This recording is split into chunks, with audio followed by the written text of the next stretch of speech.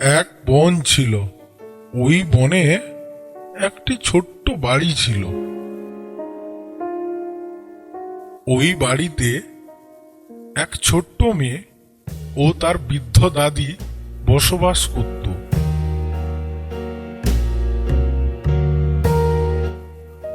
একদিন তার দাদি ছোট্ট মেয়েটিকে বলল,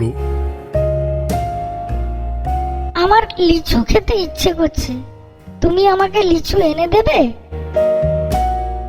আচ্ছা, ঠিক আছে। পরের দিন ছোট্ট মেয়েটি লিচুর খোঁজে বনে বেরিয়ে পড়ল।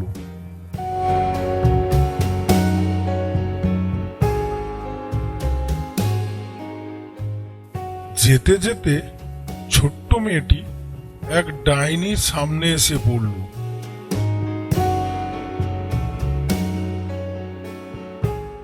এই মেয়ে, কোথায় যাবে তুমি? দাঁড়াও, আমি বনে লিচুর খোঁজে এসেছি। না, তোমাকে আমি বাড়ি যেতে দেব না। তোমাকে আমার সঙ্গে যেতে হবে। তুমি রোজ আমাকে রান্না করে দেবে। আমায় ছেড়ে দাও। বাড়িতে বৃদ্ধ দাদি একা আমার জন্য অপেক্ষা করছে। না না, তোমাকে আমি যেতে দেব না। তোমাকে আমার সঙ্গে যেতে হবে, আমায় রান্না করে দিতে হবে। ডাইনিটি ছোট্ট মেয়েটিকে তার সঙ্গে নিয়ে গেল।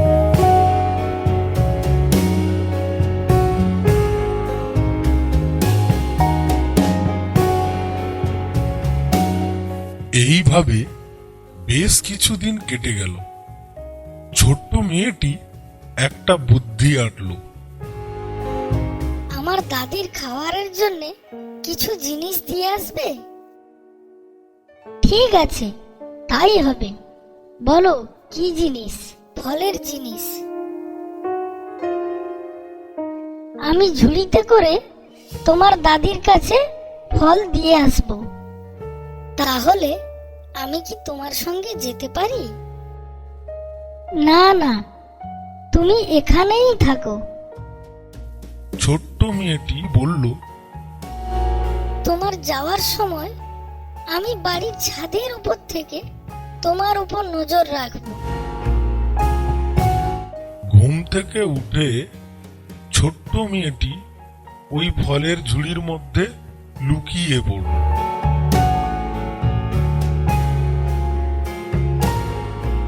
সকালে ডাইনিটি কিছু ফলের ঝুড়ি নিয়ে মেয়েটির দাদিকে দেওয়ার জন্য বেরিয়ে পড়ল।